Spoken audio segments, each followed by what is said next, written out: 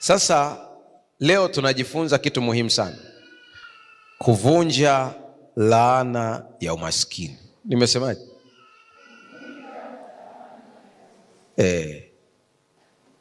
Ndio kitu muhimu siku hii ya leo. Viko vitu kadhaa ambavyo natakiwa uvielewe. Kwanza kabisa, kuna tofauti ya umaskini na ufukara. Ni vitu viwili tofauti. Fukara ni yule ambaye hana chochote na hawezi kuzalisha chochote, ni wa kusaidiwa. Huyo ni nani? Ni fukara. Lakini maskini ni mtu ambaye hana mahitaji yake ya kila siku ya kutosha, ana kiasi fulani lakini hakitoshelezi. Na huyu mtu kinachomfanya awe maskini sana ni nini? Fikra, kichwa chake. Ukimsaidia ukafungua kichwa chake, huyu mtu anaweza kafika mahala fulani. Lakini zaidi ya hapo, usije ukawa na tafsiri ya dunia ya utajiri. Tunapoongelea utajiri kibiblia ni tofauti na dunia inavyoongelea utajiri. Kama hiyo sentensi yangu umeielewa, nipungie mkono. Haya. Kuna mtu ambaye ana milioni 200 kwenye account lakini ni maskini. Kwa nini? Hana furaha. Kwa nini? Ana kisukari. Kwa kila siku pesa yake inaenda kwenye matibabu. Kuna mtu mwingine ambaye ana kisukari kabisa lakini hakimsumbui. Kuna mtu ana kitanda kizuri lakini hapati usingizi. Pesa inaweza kununua kitanda lakini haiwezi kununua usingizi. Haleluya. Na hata mimi bado najiuliza, kuna vitu bado sijavielewa, mtanisaidia na nyie kama mnaviona. Pesa inaweza kununua chakula lakini sio hamu ya kula. Mshike mkono jirani yako, mwambie umesikia. Amekuambiaje? Hivi mmegundua kwamba watoto wanaotokea familia ambazo hazina uwezo hawana changamoto ya kula?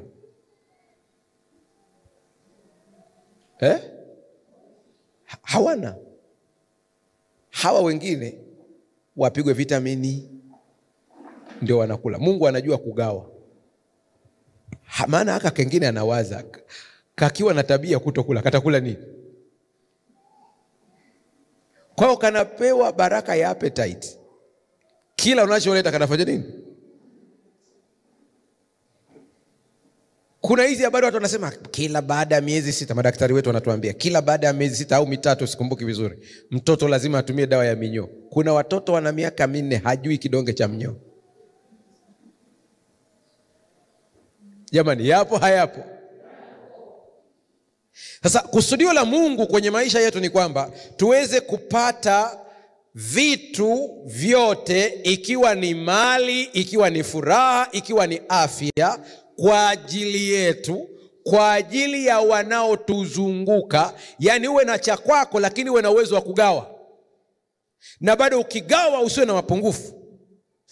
Iko hivi, dhambi ilipoingia duniani ilituletea laana nyingi. Moja ya laana tulioletewa ilikuwa ni laana ya afya, kuwa na magonjwa na kukosa maisha marefu. Kifo kikatangazwa. Hivi mna habari ya kwamba kwa mujibu wa Biblia imeweka vizuri kabisa, baada ya dhambi kuingia, Mungu alitamka maneno haya akasema, miiba na michongoma itafanya nini? Itakuotea na wewe utakula mboga za. Ina maana kabla ya dhambi miiba haikuwepo na michongoma. Ina maana kabla ya dhambi mboga za kondeni hazikuwepo kwenye listi ya chakula. Kwa hiyo wanasema tunakula mboga ni kwa sababu ya ilikuwa ni huko nyuma. Nikwambie hivi, Edeni mboga hizi za majani hazikuwepo. Hapakuwa na listi ya sukuma wiki pale. Sasa kuna mtu ananitazama asema, mbona Biblia imeandika? Kasome vizuri, walipewa matunda. Sasa mgogoro mwingine ulitoka wapi? Mboga ilibidi ziletwe. Ukiangalia neno mboga ambalo limetumika pale, tunatafsiri mboga kwa Kiswahili, lakini kiuhalisia anaongelea majani kwa ajili ya matibabu. Kwamba baada ya dhambi kuingia utakumbana na matatizo mengi.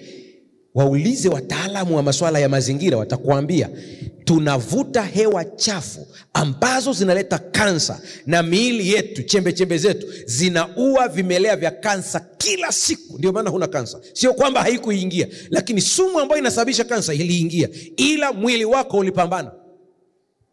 Sasa ili mwili wako uweze kupatiwa nguvu ya kupambana zaidi na vimelea vya kansa na hayo masumu ambayo yanaingia na changamoto zote, uweze kuwa na afya nzuri, inakubidi ule mboga za kondeni. Haleluya. Haleluya. Nimesema mboga za nini? Za kondeni. Kwa hiyo kuna mtu hapa anajiuliza, kwa nini mchungaji unakazia sana mboga za kondeni? Sio sukuma wiki. Sukuma wiki ni nzuri, lakini inapigwa dawa sana. Chinese inapigwa dawa sana. Kwa hiyo unaweza ukajikuta unasema mimi nakula hizi mboga ambazo za bustani za nyumbani. Kuna masumu mengi pia unakula. Ndiyo maana suluhisho pekee, waliosoma Cuba ndio wanaelewa hii maana yake ni. Suluhisho pekee ni mashambani. Haleluya. Nilipotoka, wakati nimetoka Dar es Salaam nikaja Dodoma, nilikuwa naambiwa ubaya wa Dodoma, hapa amekauka sana, lakini baada ya kukaa Dodoma nikagundua Dodoma ni pazuri. Lakini ukikanyaga mji unaitwa Mbeya, utagundua Dodoma ni Jehanamu. Kwa Mbeya palivyo tena pazuri tena zaidi. Ukienda Iringa ndani ndani uko utafurahia mazingira vizuri tena zaidi.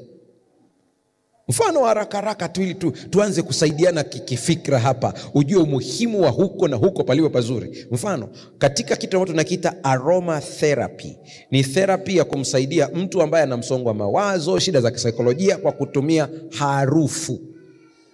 Ukija kwenye saikolojia kuna matawi mengi, kuna mabranchi mengi ya saikolojia, na kuna tiba nyingi za saikolojia. Moja inaitwa aroma therapy. Yaani mtu ambaye ni aroma therapist anajua kila aina ya harufu inasaidia shida gani ya akili. Kwa hiyo anajua kwamba mtu mwenye msongo wa mawazo anatakiwa anuse harufu fulani, mtu ambaye anahitaji kuboost memory, akumbuke mambo, unafanya kazi ambayo inahitaji memory nyingi, kuna aina ya mafuta ambayo unatakiwa uwe nayo, kama unatumia diffuser au unaweza ukatumia maji ya moto ukamwaga yale mafuta pale, ule moshi ukitoka. Hii habari ya kujifukiza jamani ilikuwepo tangu zamani. Sasa kwa nini nimeongea mambo ya aroma therapy?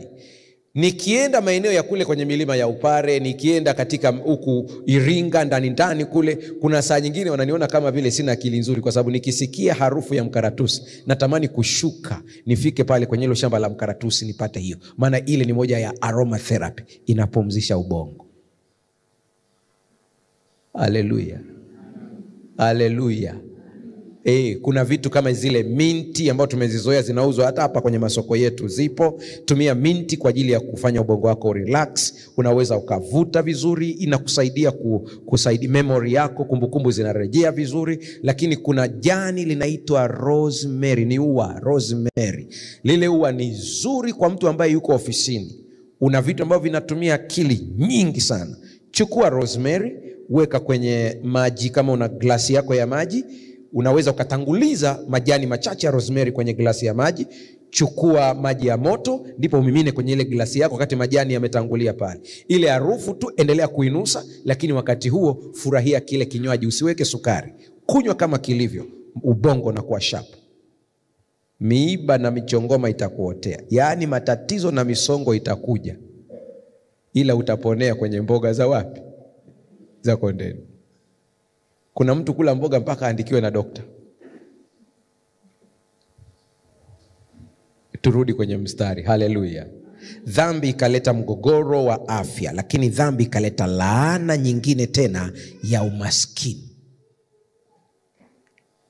Umaskini nimeuweka katika makundi kadhaa. Nimesema usifikiri kwamba kuwa na fedha, kuwa na mali ndio utajiri. Kuna mtu ana vyote hivyo lakini hana amani. Mungu anahitaji tuwe na vyote.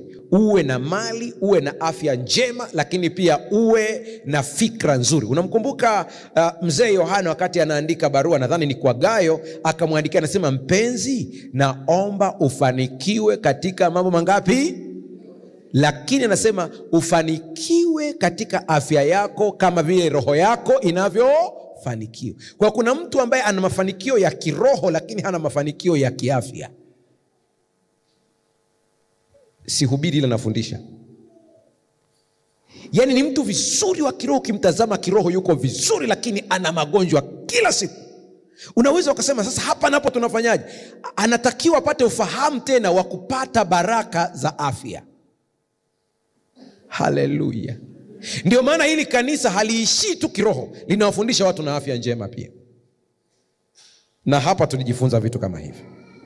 Asa ukijikuta huna vitu unavyovihitaji katika maisha yako, una struggle kutafuta kitu fulani, unahangaika kutafuta fedha kununua nguo, unahangaika kutafuta fedha ya kulipa ada ya mtoto wako, yani unamenyeka kweli kweli kupata, huo sio mpango wa Mungu. Hapo kuna kitu hakijakaa sawa, lazima tukifanyie kazi. Ikiwa ni uzembe wa kuto kufanya kazi, na kuambia kwa jina la Bwana, fanya kazi kwa bidii. Haleluya. Lakini namba 2, fanya kazi kwa kutumia nini? Lakini kingine cha muhimu sana, hata kama unafanya kazi kwa bidii kiasi gani, lakini ikiwa una mashambulio ya kiroho ya kiuchumi, hutoboi. Utakuta fedha yote inayoingia inaisha. Siri iko wapi? Fungua Biblia yako tuanze kuangalia namna ya kubomoa hizi laana. Wakorinto wa pili sura ya 8 fungu la 9. Wakorinto wa pili sura ya 8 fungu la 9. Ukifika hapo sema amina. Bado. Wakorinto wa pili sura ya 8 fungu la 9. Hii nataka tuisome pamoja, ndio maana nakwambia ukifika hapo sema amina. Kama hujafika sema nisubiri. Nimesema Wakorinto sura ya ngapi? Fungu la ngapi? Fungu la 9. Haya.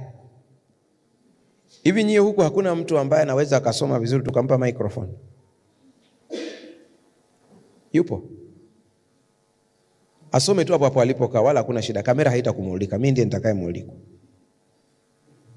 Yuko msomaji mzuri au hakuna? Nisome mwenyewe.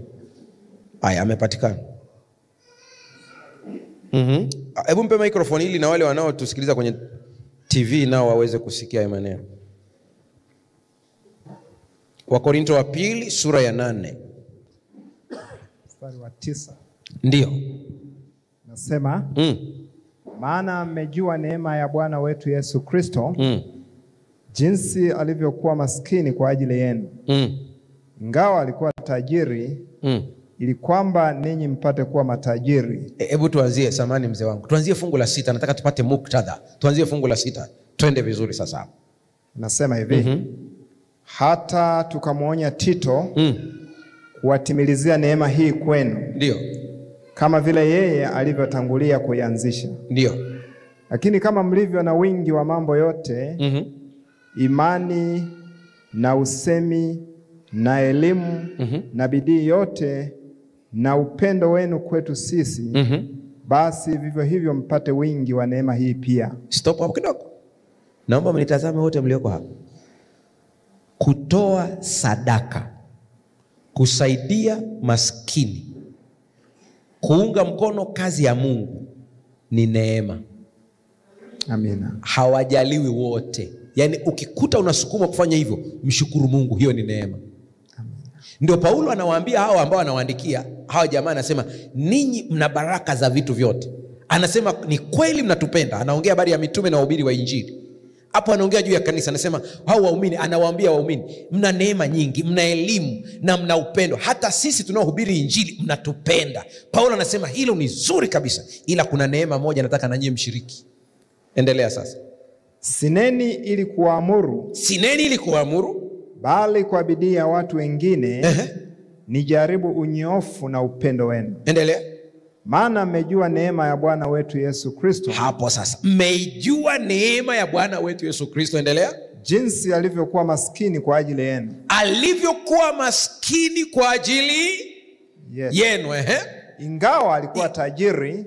Ingawa alikuwa tajiri, ili kwamba ninyi mpate kuwa matajiri kwa umaskini wake.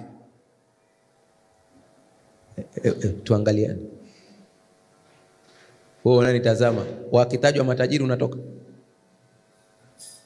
Mbona jamani hamui wa kweli? Na waulizeni, wakitajwa matajiri unatoka? Mmoja anasema mimi natoka, mwingine. Hapo anakuambia Kristo alifanywa maskini, alijifanya, yeye mwenyewe alijifanya. Anasema ili kwa umaskini wake sisi tuweze kuwa nani? Matajiri. Nikawaambieni utajiri wa neno la Mungu na utajiri wa dunia ni vitu viwili. Dunia inatafsiri utajiri ni kuwa na majumba, ni kuwa na magari. Yaani unaweza ukaingia mahali ukakuta mtu ana magari labda 5. Lakini katika kupanda gari atapanda hili. Kuna mwanamuziki mmoja alifariki, vijana huenda wa hivi karibuni wanamsikia tu. Alikuwa anaitwa Tupac Shakur. Vijana mpo au mmelala? Si mnamfahamu yule jamaa? Tupac Shakur. Yule bwana ni kati ya watu wenye akili nyingi waliokufa kabla ya wakati. Alikuwa smart kweli kweli. Na kwa nini ninamkubali katika usmati wake? Na nasema mchungaji, yani mwanamuziki unaweza ukamkubali. Sikiliza. Katika vitu alivyoongea ambavyo vilinishangaza sana, cha kwanza, na huenda ilichangia kifo chake, alianza kufichua mbinu za wasanii kufanywa kuwa wenye pesa lakini wasiosaidia wakwao. Biblia inasema asiyejali wakwao ni mbaya kuliko asiyefanya nini? Kwa mara ya kwanza akaanza kumkosoa rafiki yake wa karibu anaitwa Michael Jackson. Akamwambia, Michael, haiwezekani una mahela mengi kiasi hiki wakati kuna weusi wenzako wanaishi barabarani hawana pa kukaa. Hata kama unalijumba kubwa kiasi gani, utalala vyumba vyote? Hizo speech zake ninazo za kutosha tu, nyingi ninazo, wakati anaongea kwa uchungu kabisa. Na akasema, ninawatangazia watu waliofanikiwa weusi wa Marekani, weusi waliofanikiwa, wasanii, wanamuziki, wacheza mpira, tutumie hizo pesa kusaidia ndugu zetu. Inasemekana aliuza jumba lake la kifahari akiwa na target ya kuanzisha center ya kusaidia vijana maskini wa Kiafrika. Kabla hajatoboa, vijana nao ni wageukie tena. Mnamfahamu rapa aliyefariki kwa kupigwa risasi anaitwa Nipsey Hussle. Ana asili ya Eritrea. Alianzisha mall kubwa sana nchini Marekani, kubwa kuliko unavyofikiria wewe, kubwa, na akawa anaajiri vijana weusi. Inasemekana ukienda kufanya kazi kwake anakuita, wana jina lao wanapenda kuita ndugu yangu, bro.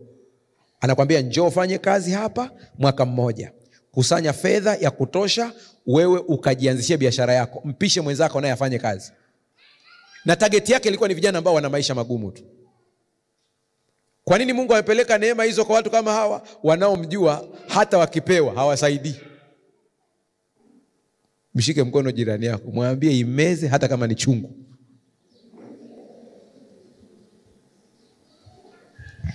Kwenye makanisa yetu tuacheni uongo, tuseme tu ukweli. Si tunao wanafunzi ambao wanashindwa kuendelea na masomo kwa sababu ya kukosa ada? Lakini kwenye harusi tunachangia, tuchangie. Ni akili gani hii kuchangia harusi lakini uchangie ada? Ni akili hiyo? Unajiona una akili kabisa, kwenye harusi unachangia laki, ila kumchangia mtoto wa fulani ili amalize masomo yake unatoa 10,000. Alafu kanisani kumtegemea Mwokozi kwangu tamu kabisa, Yesu na muamini. Matendo yako ni tofauti na kile unachokiimba. Mimi sielewi, labda ni mtazamo wangu kidogo, una shida, mtanisaidia. Kati ya watu ambao mimi nawakubali, Wakenya kwa asili sio wa jamaa, ni mabepari. Na hata sasa hivi ninavyoongea wananifuatilia YouTube hapo, wako hapo Wakenya hapo. Utaona wakikomenti Wakenya hapo. Wakenya kwa asili sio ujamaa, sio masocialist, ni mabepari kwa asili. Sisi kwa asili ni masocialist. Sisi. Hata katiba yetu sijui kama imeshabadilishwa, wanasheria watanisaidia, lakini inatamka kwamba Tanzania ni nchi ya kijamaa. Lakini njoo uangalie kwa habari ya kusaidiana kusoma, Wakenya wako mstari wa mbele kusaidiana kusoma. Wana kitu kinaitwa harambee. Hata mimi nipo kwenye magrupu yao, unakuta harambee ya kumsaidia fulani asome. Njoo Bongo hapo, weka harambee. 2,000. Na mtu akitoa sana na kufanya tangazo.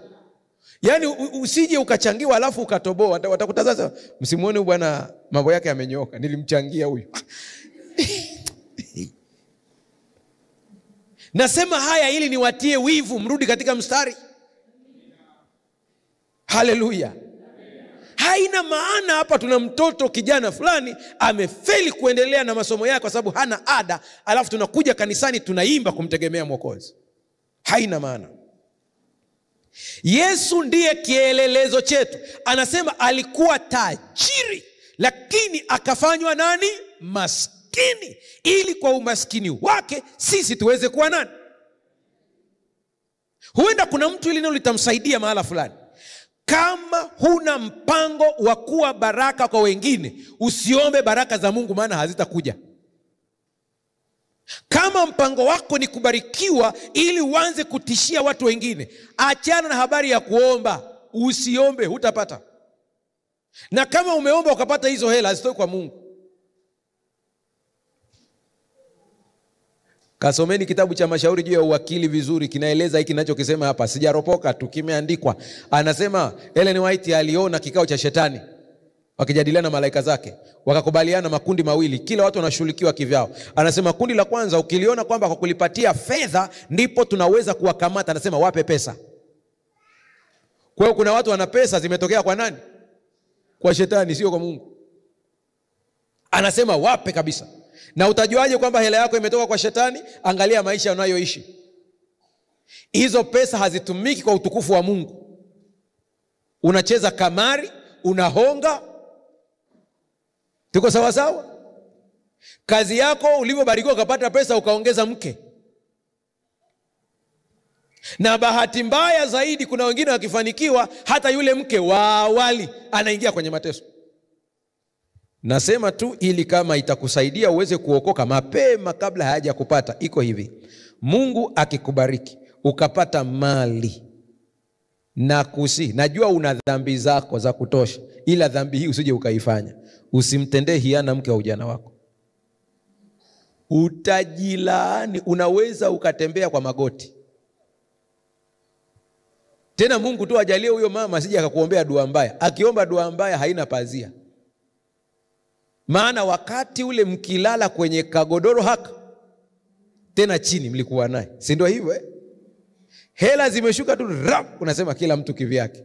Yaani yule mama tu tena sitaki kuongea sana maana nitawafundisha wa mama laana nyingine mbaya, kwa hiyo sitaki waende kuzitumia. Lakini kuna moja hiyo kama akiifanya. Naona kuna watu wanasema iseme. Sitaisema. Yaani hiyo moja akiifanya, umekwisha. Akaokota tu mchanga hivi, akasema kama hatukupambana pamoja ukafikia hapo ulipofika, arushe mchanga tu aseme hizo pesa zako zipukutike kama huu mchanga. Labda kama Mungu hayupo,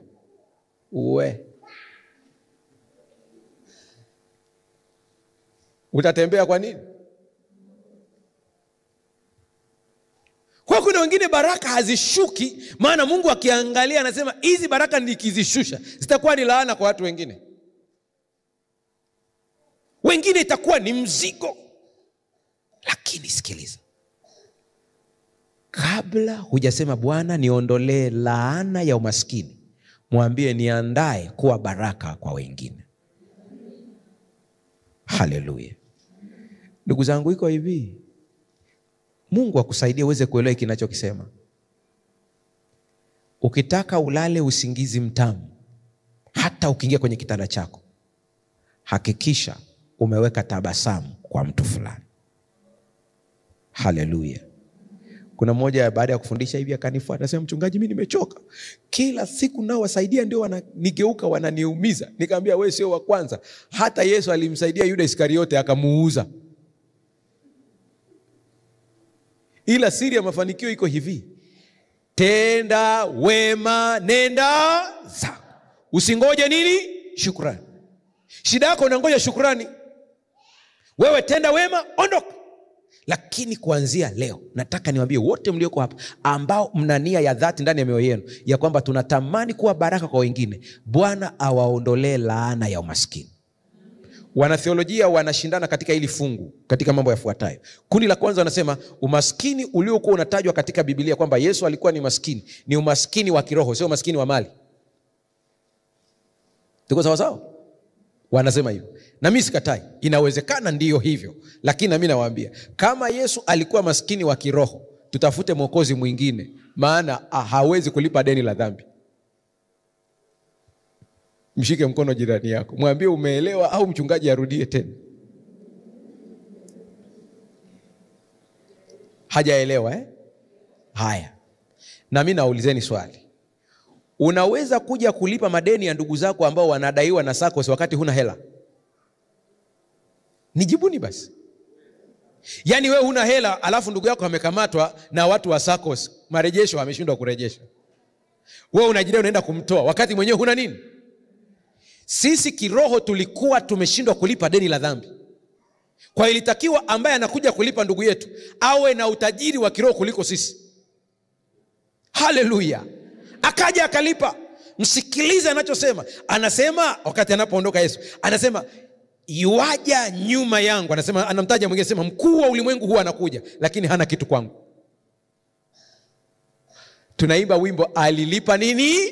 Bei.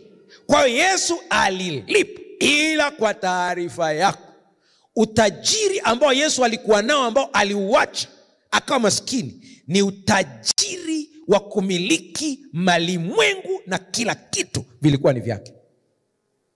Haleluya. Yule uliyemuona akitembea katika barabara za Nazareti ndiye aliyeumba kila kitu. Dhahabu na fedha vyote vilikuwa vyake, lakini akaviacha. Angalia mambo haya kadhaa nikwambie. Sikiliza hii sentensi, huenda itakusaidia kidogo. Na kwa wale ambao ni wachambuzi wa neno mnaonifuatilia vizuri, kuna kitabu tunakiita SDA Bible Commentary. Inachambua fungu moja moja na maana zake. Wasomi wa hili kanisa wamekaa, wanaojua lugha, wanaojua theolojia, wakakaa wakachambua. Walipokuwa wanachambua hili fungu, waliongea maneno yafuatayo. Ni volume ya 6. Kwa wale ambao wanafuatilia, akichambua hili fungu anaweka maneno yafuatayo. Mnaniruhusu niyasome kwa lugha ya mkoloni? Alafu ndipo tuje tufasiri. Ni fungu la ngapi ile? La 9 Fungu la 9 kama sijakosea. Sura ya 8 fungu la 9. Haya, sikiliza maneno haya. Anasema, anaanza na neno kwamba alikuwa tajiri. Nasoma kwa lugha ya mkoloni alafu nitafasiri kwa Kiswahili. Anasema an allusion to Christ pre-incarnate existence. Akataja mafungu kadhaa. Since he was creator and king, the universe was his. But his earthly life was ever one of extreme poverty. His riches consisted of the nature and attributes of deity, of countless millions of worlds, of adoration and loyalty of multitudes of angels. Hebu tuangalie katika lugha ya kwetu. Alikuwa tajiri. Dokezo la kuwepo kwa Kristo kabla ya kupata mwili au kabla ya kuwa binadamu. Anasema hivi: kwa vile alikuwa muumba na mfalme, ulimwengu ulikuwa wake. Haleluya. Lakini maisha yake duniani yalikuwa ya umaskini wa kupindukia. Utajiri wake ulijumuisha asili na sifa za uungu, lakini pia mamilioni yasiyohesabika ya malimwengu na umati wa malaika, vyote vilikuwa vyake. Jamani, huyo alikuwa maskini huyo kweli huko nyuma? Vitu vyote vilikuwa Unajua tunaposema malimwengu hapa, kwa sisi wale ambao mlisoma darasa la 6, la 7, la 3, wakati wetu sisi tumefundishwa kwamba dunia hii ina sayari ngapi? Lakini ni kweli wanagundua kila kukicha. Kuna nyingine imegunduliwa mwaka huu, mnao ni follow, nitairusha hivi karibuni kutoka NASA. Imegunduliwa ambayo wanasema asilimia karibia 75 au 90 na kitu ina dalili za maisha kama hii ya kwetu. Kwa hiyo wanagundua kila kukicha. Sasa galaxy tu ambayo hiyo ya kwetu, galaxy ya kwetu inaitwa Milky Way galaxy, ambayo ukitazama ni kama vile, natoa kwa lugha ya mfano, kama vile mkono wangu urefu wake kwa macho ya kawaida haya, lakini ndani yake ndipo dunia ilipo. Ina maana dunia ni kama kachembe-chembe ka sukari kwenye hiyo galaxy. Alafu wanasema kuna galaxy kama hizo billions, zote ni zake. Alafu akashuka huyo Yesu akawa maskini kabisa. Unajua umaskini wa Yesu nao uongelea, Bible commentary imetuambia umaskini wa kupindukia. Kwa lugha ya mkoloni amesema extremely poverty. Bado watu wanasema hatujaelewa umaskini wa Yesu. Ngoja twende deep zaidi. Mnafahamu watu ambao wanaitwa wasio na makazi au homeless? Ni wale watu ambao hana pa kukaa, anakaa hapo barabarani, analala hapo. Ndiyo yalipasa yawe maisha ya Yesu. Yaani ni mtu ambaye kama hatasaidiwa hawezi kuishi. Unaweza ukanitazama ukasema, mchungaji, unamaanisha Yesu alikuwa homeless? Ndio. Yaani wale ombaomba wa barabarani unaowaona, yale ndio ilikuwa status ya maisha ya Yesu kabisa. Unaweza ukanitazama ukasema, pastor, sikuelewi, unamaanisha nini? Mtu mmoja alimwambia Yesu, nitakufuata uendako. Yesu akamwambia, mbweha wana mapango, lakini mwana wa Adamu hata sehemu ya kuweka kichwa chake. Huyo tunamuita nani? Homeless. Wewe unaweza ukamfuata ombaomba wa barabarani ukamfuata kwamba ni nabii wako. Kuna ombaomba moja huwa namuonaga kwa msimu. Namuona na Dodoma namuona. Vile jamaa anajua kuvizia msimu. Lakini wale ombaomba wengine wana maisha mazuri. Watu ombaomba ambao wana maisha mabaya wako nchi zilizoendelea. Wako Amerika, wako Uingereza, wako South Africa. Akita homeless ni homeless kweli kweli. Hana. Kwa taarifa yako, Yesu alikuwa na kanzu hii. Ndio maana hata wakati anakufa kuirithi ilikuwa ni shida. Nani ambaye anachukua? Maana ina mshono huu. Nikisema mshono mmoja unaweza usinielewe. Hili koti langu lina mishono mingi hapa. Yaani ukiangalia hapa kwenye mkono ni mshono. Tunaelewana?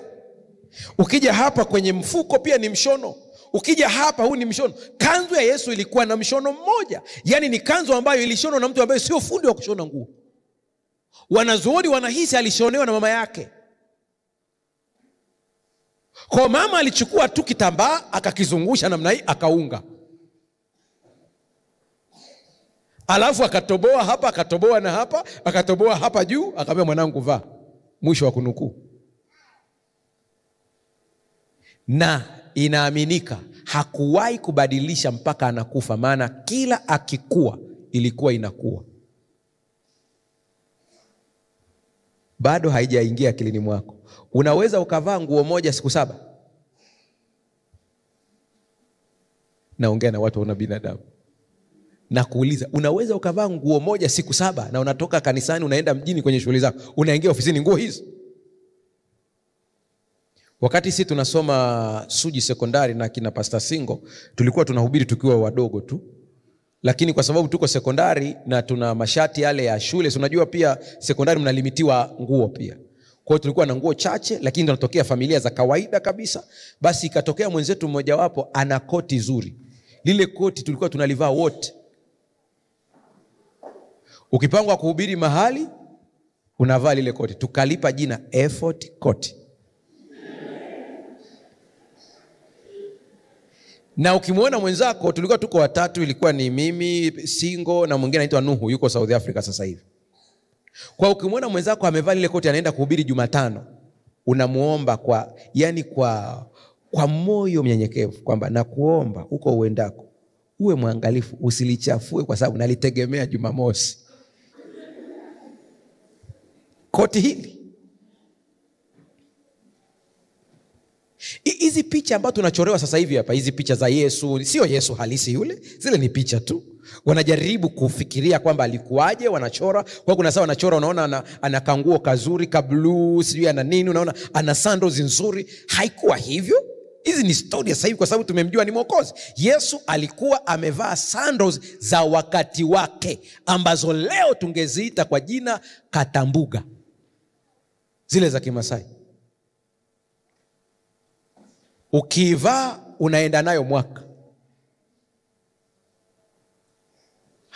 Kuna mtu ananitazama anasema mimi nimetokea familia maskini, familia yetu hakuna anayefanikiwa, maana tulitamkiwa laana. Nataka nikwambie, ikatae kwa jina la Yesu, maana Yesu alifanywa maskini ili wewe uwe tajiri. Alipitia magumu. Mimi hata sielewi kwa nini akina Mariamu na Martha walikuwa wanamgombania ili waolewe na yeye. Mtu ambaye hana chochote, hakuna hata hela ya kulipa kodi tu ya hekalu alikuwa hana. Na jamaa wakambana wanataka kodi ya hekalu. Na nahisi Petro wenda alimshauri hapo nyuma kwamba mzee, tupige vyote, injili iende na tuvue na nini na samaki. Hela ikikata tunaenda kuvua, tunaenda kupanga sokoni. Yesu akamwambia yeye anayeingia kwenye hili shamba langu akageuza mguu wake hanifai. Kwa Petro akamfuata huku moyo unanungunika. Kwa hii siku alivyoona jamaa wa kodi wamekuja, nikana kwamba anasema nilimshauri haelewi, tunaumbuka. Akamfuata akamwambia, Rabi, watoza shekeli wamefanya nini? Wamekuja. Tunafanyaje? Akamtazama Kefa akamwambia, Kefa, wewe bwana si unajua kuvua samaki bado? Sasa nenda ukavue. Samaki wa kwanza atakayetoka utakuta ana shekeli. Nenda kalipe kodi ya kwako na ya kwangu. Wale ambao mmenisikia huko nyuma nimeshasema hivi, kwa nini atoe ya kwake na ya Yesu pekee wakati kuna akina Yohana? Tuko sawa sawa? Ni kwamba naongea kwa mtazamo wangu. Petro una kiherehere cha kutaka kulipa, na umewaonyesha wameniona, na mimi ni mfalme, lazima nitoe mfano wa kufanya nini? Wa kulipa. Ila kwa kuwa hao wengine wameniamini, nafumba macho, hakuna mtoza kodi atakayemuona. Najua kuna watu wananitazama wasema, pastor, yani ningejua hiyo formula na mimi ningeitumia, maana marejesho.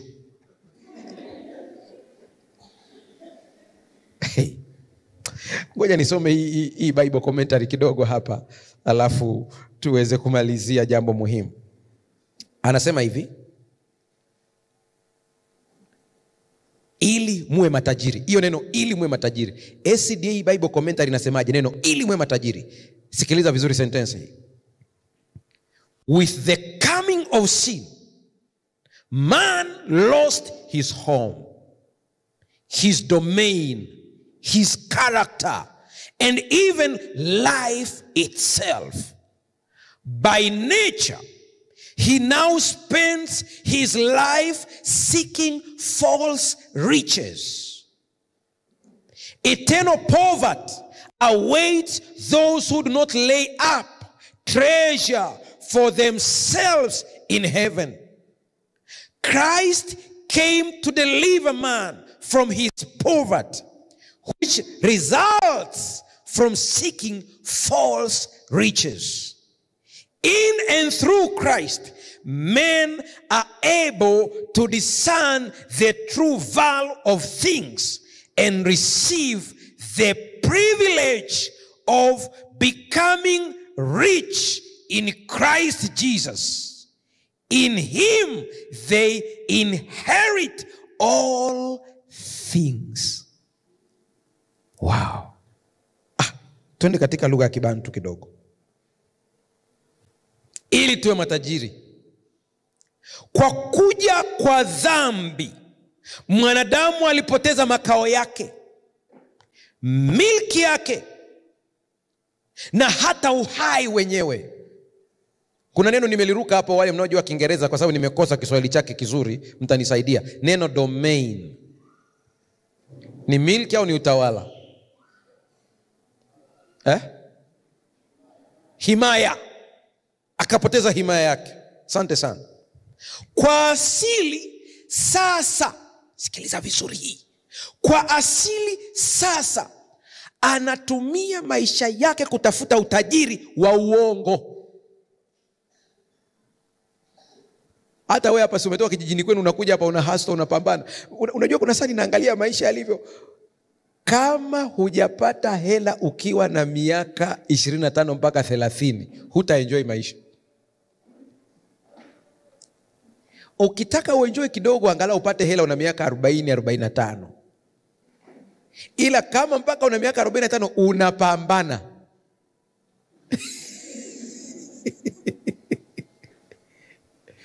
Omba Mungu akupe neema ya afya. Ndugu zangu, hela hazina raha yoyote ukiwa na miaka 80, 90. Miaka hiyo ni miaka ya kutumia ulichowekeza. Na hapo wakati naanza kuongea, nikaongea habari za mambo ya retirement hapa. Mimi hawa vijana nao nitazama, hao waliokaa hapa mbele na wale wengine, ndio nao wapigia kelele sana. Tengeneza retirement yako mapema. Siwezi kumsahau mchungaji Salehe kule Lushoto, mzee. Wakati ndio mimi nimetoka sekondari na wito wa kichungaji, akaniita akaniambia, uko serious unataka kuwa mchungaji? Nikamwambia ndio. Mungu amekuita? Nikamwambia ndio. Akaniambia tufunge kwanza. Tukafunga siku 2 nakumbuka. Haniambii chochote. Siku ya pili yule mzee akaniita. Tunafuturu, akaniambia nimethibitisha Mungu amekuita. Ila nakupa ushauri. Siku ukisaini barua ya ajira, siku hiyo hiyo jiandae kustaafu. Yaani nikamuuliza, mzee una maana gani? Anasema andaa maisha yako mapema. Saa ikifika ya kustaafu, wale watu wote walikuwa wanakushangilia, mchungaji wetu, watakusahau. Hutakaa uitwe popote. Ndipo litatimia andiko, sina furaha katika haya. Na nyie vijana mnaonisikiliza, mna bahati kubwa sana, kwa sababu mnayasikia haya mambo mkiwa na umri mdogo. Kuna wengine hawajayasikia. Mungu atusaidie sana. Muda sio rafiki, lakini ni summarize tu, hata soma yote. Nataka nifanye summary kidogo. Tunapata utajiri wa kweli tukiwa katika Kristo Yesu. Utajiri wa uongo ni kufikiria habari ya mali. Nimewaambieni unaweza ukapata mali za duniani lakini huna amani. Unaweza ukapata kila unachokitaka lakini huna furaha, huna afya.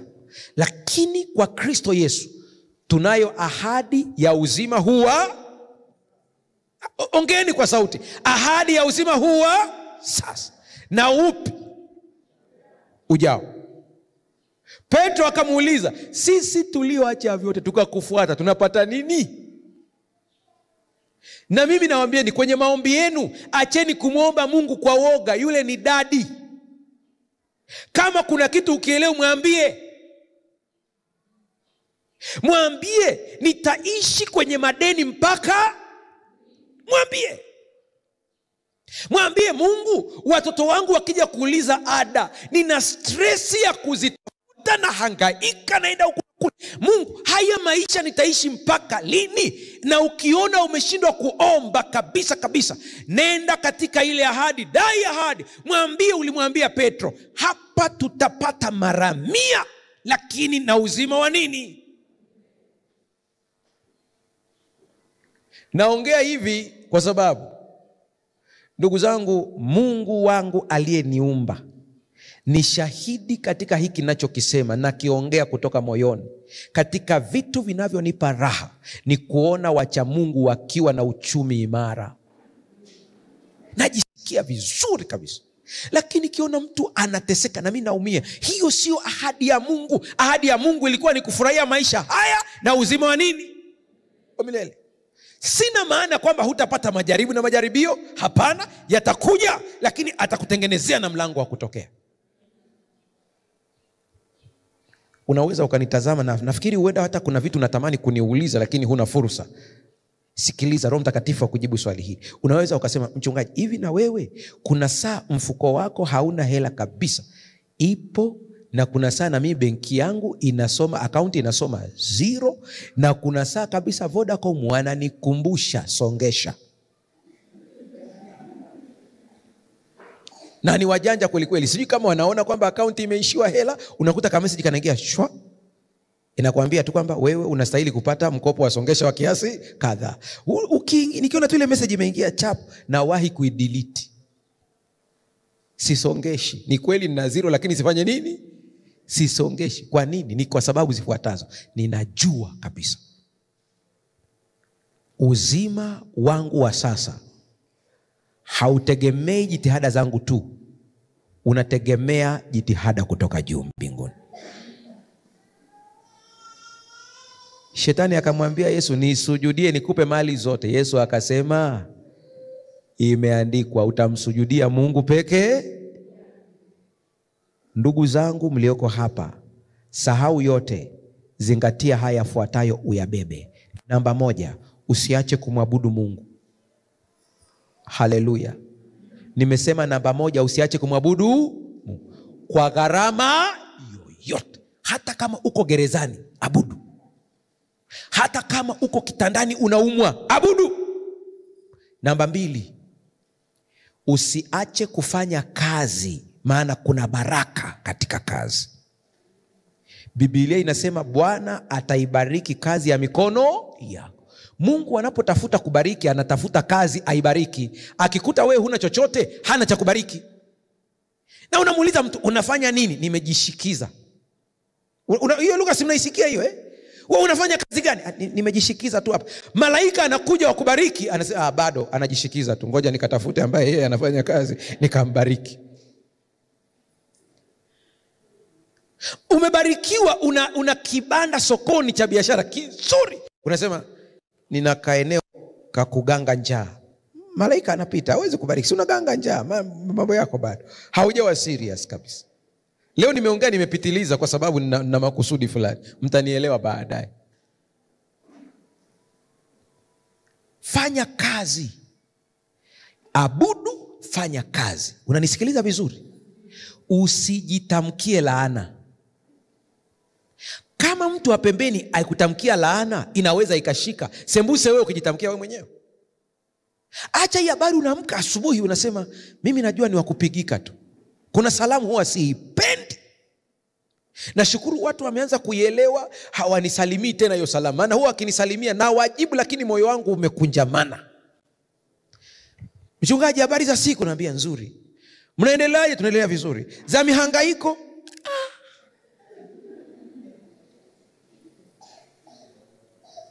Hasa nashinda nimwambie nzuri au nisemeje? Maana ukikubali tu kweli utahangaika. Sasa huwa anakuta tu mtu akiuliza za mihangaiko, namwambia ninamshukuru Mungu maana ananibariki kila siku. Nafuta kale kauli kama mihangaiko kale. Hakapo. Acha habari ya kurithi laana za familia yenu. Hata kama familia yenu ina umaskini, wewe ni uzao mteule, taifa takatifu, watu wa milki ya Mungu. Umeitwa utangaze fadhili za aliyetuita. Jitamkie kabisa, sema mimi nimebarikiwa. Unaenda kulima, alafu unajisemesha mwenyewe, sijui mwaka huu natoboa. Hamjasoma fungu linasema kwa ajili yako ardhi malizia sentensi. Kwa ajili ardhi imefanya nini? Imelani. Tuifanye kinyume chake sasa. Kwa ajili yako ardhi imebarikiwa. Kumbe ardhi inaweza kubarikiwa kwa ajili. Unafika eneo watu wanakuambia hapa watu hawafanyi biashara, na wewe unaingia kwa woga. Ukiona mtu amedondosha kahirizi tu au unaanza kutetemeka. Sisi ni uzao mteule. Hakuna uchawi katika Israeli. Umeona amekuwekea kitu pale, cheka kwanza. Yaani ukikaona tu kale kahirizi kao, umeona wamechinja kuku ameweka hapo kwenye store yako, dukani kwako, itazame alafu cheka. Wajinga hawa. Alafu fika pale, fanya nini? Kanyaga. Unajua unapokanyaga, hii ni ahadi ya kiroho pia. Msiogope kukanyaga uchawi, msiogope. Imeandikwa. Haleluya. Anasema watashika au watakanyaga nyoka na nge na nguvu zote za yule adui, wala hakuna kitakacho wadhuru. Niwaambieni historia ya huyu mtu ambaye alisikia hili somo langu naye akaenda akakanyaga. Lakini alinichekesha hivyo, nilicheka kabisa kwenye simu. Mpaka niambia, "Hasa pastor, mimi nakusimulia alafu unanicheka." Nikamwambia, "Yaani umenichekesha leo." Ambia, "Pastor, nimetumia somo lako." Sema, "Niko hapa kwenye soko hapa. Tuna vibanda vingi viko hapo. Nimekuja kwenye kibanda changu, nimekuta wameniwekea hapo zile ndulele. Ndugu zetu wa Kenya sio kama tajua ndulele zikoje, lakini zinafanana sana na nyanya chungu zile." Alafu anasema wameweka hapo na ubani, wakaweka sui na karatasi imeandikwa Kiarabu, wakaweka sui na kitu gani. Nikasema leo na vikanyaga kama pastor alivyotufundisha. Anasema nikakanyaga. Na nikafurahi nilivyosikia, nikamwambia, "Nakupongeza umekanyaga." Anasema, "Pastor, lakini mguu wote una ganzi."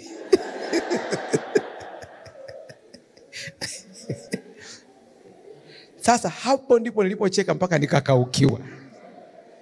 Na yeye ananiambia, "Ni pastor, mimi nakusimulia alafu unafanya nini? Unanicheka." Nikamwambia, "Hiyo ganzi ni ya kisaikolojia, sio halisi. Shida ni kwamba ulikanyaga huko nusu imani, nusu woga. Unakanyaga kwa jina la Yesu, hivi kikiumana hapa mimi nafanyaje?"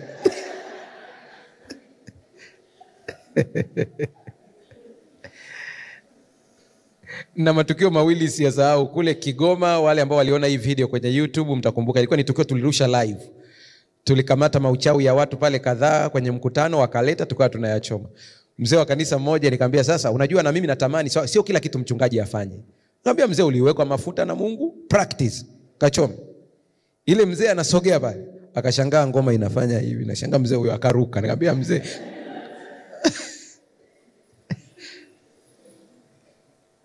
iko hivi, shetani anakuogopa kuliko unavyomuogopa, ila wewe ndio hujui." Kule kijijini hamjaona wale majamaa yanatishia sana kwamba anajua kupigana. Kwa sababu nilikubwa. Tuko sawa sawa Lakini kuna siku linapigwa na kajamaa kawaida. Unajua hivi kumbe alikuwa hana kitu. Shetani anakuogopa kuliko unavyomuogopa. Sasa iko hivi, ukimwona anakutishia na wewe mtishie. Ukiona anakusogelea na wewe msogelee. Usiruhusu kitu kinachoitwa woga ndani ya nini? Kwa nini nakwambia sogea kwa ujasiri? Sikiliza, Mungu akusaidie uweze kuifanyia kazi. Wewe umeumbwa kwa mfano wa Mungu. Asili yako ni Mungu. Shetani ni malaika tu aliyeanguka. Hatujui aliumbwa kwa nini. Kwa Waislamu wanaamini aliumbwa kwa moto. Mimi sijui. Lakini ninachojua ni kwamba wewe ni mkubwa kuliko yeye kwa cheo. Ndio maana ulipoasi wewe, Yesu alikuja kufa kwa ajili yako. Malaika walipoasi, hakuna alienda kuwakomboa. Hao watoto mnaowaona wadogo kiasi hiki, hawa wanaonisikiliza, hawa wadogo hawa, wako ambao wamesikiliza na nyumbani kwao waliingia wachawi, na mtoto alisimama kwa ujasiri akamwona kabisa mchawi, akamwambia shindwa kwa jina la Yesu. Mchawi akakimbia. Katoto kanakimbiza mchawi. Alafu mtu mzima ni shindwa kwa jina la Yesu, huko moyo ni puku puku puku puku puku. Tusimame tuombe.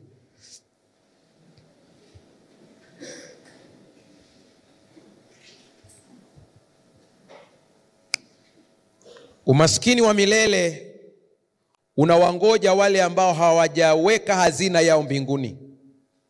Kristo alikuja kumkomboa mwanadamu kutoka katika umaskini wake unaotokana na kutafuta utajiri wa uongo. Ndani na kwa njia ya Kristo, watu wanaweza kutambua thamani ya kweli ya vitu na kupokea upendeleo wa kuwa matajiri katika Kristo Yesu. Kumbe ni upendeleo kupitia Kristo Yesu. Niombe wakati wa wazee wa kanisa waje hapa mbele na hilo box letu la maombi.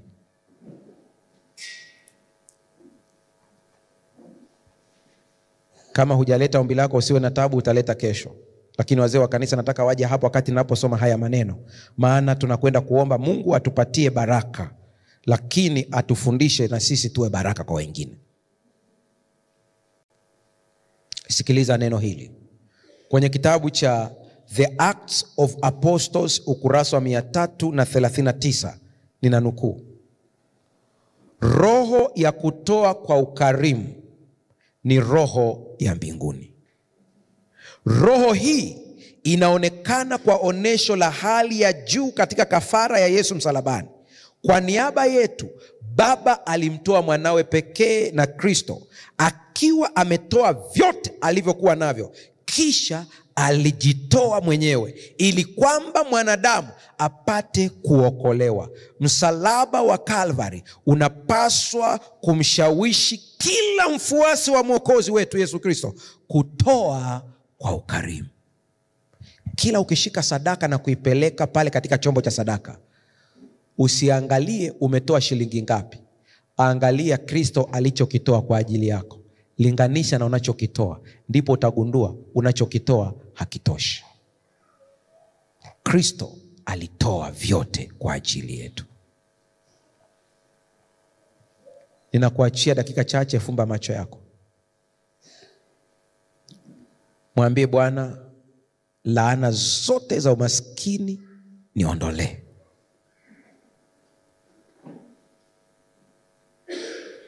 Wale mnaofuatilia kwa njia ya YouTube, wakati wenzenu hapa wanafanya maombi ya kimoyomoyo, na wewe pale ulipofanya maombi kimoyomoyo, ndani ya moyo wako Yesu anaona. Ujue ya kwamba utajiri halisi ni ule unaoletwa na Mungu, sio mali za dunia hii tu. Tutapata mali za dunia hii, lakini na amani na furaha, na ukibarikiwa kuwa na vitu, kuwa baraka kwa wengine. Muombe pia Bwana akupatie moyo wa unyenyekevu, moyo wa kuto kujiinua. Maana hizo baraka ambazo Mungu anakuletea bila kuwa na moyo wa unyenyekevu zitakumaliza. Mungu yuko tayari kukubariki, lakini kuna uchafu ndani ya moyo wako bado. Mwambie Bwana akutakase. Na laana zote za umaskini leo ni mwisho kwa jina la Yesu. Ninakutukuza mfalme wa amani, maana tumegundua kwamba kuna utajiri wa uongo ambao watu wamedhani wakipata mali, majumba na fedha wamefika mwisho. Kumbe bado kuna maumivu ya magonjwa, kumbe bado kuna maumivu ya msongo, kumbe bado kuna maumivu ya hasara na mikosi. Lakini kwako tuna ahadi ya uzima wa sasa na ule wa milele. Ikiwa kuna mtoto wako ambaye familia yao ni ya kuteseka, yeye mwenyewe anateseka, hata vitu ambavyo tumevitaja hapa, iwe ni ada za watoto, iwe ni chakula, ni cha kuteseka, mtoe katika laana hiyo sasa. Na hii roho itashindwa kabisa katika maisha yake endapo atakuamini wewe kwamba wewe unaweza kuondoa laana zote. Mfundishe kukiri ushindi, mfundishe kuto kujilaani, asijilaani tena, akajitamkie baraka. Kila akiona ugumu wowote, asikiri ugumu, bali akaseme na yaweza mambo yote katika yeye anitiaye nguvu.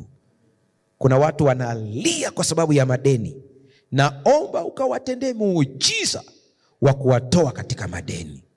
Na unapowatoa katika madeni, wasaidie wasiingie tena. Neema yako inatosha. Kwa jina la Yesu tumeomba na kuamini. Amen. Bwana awabariki sana.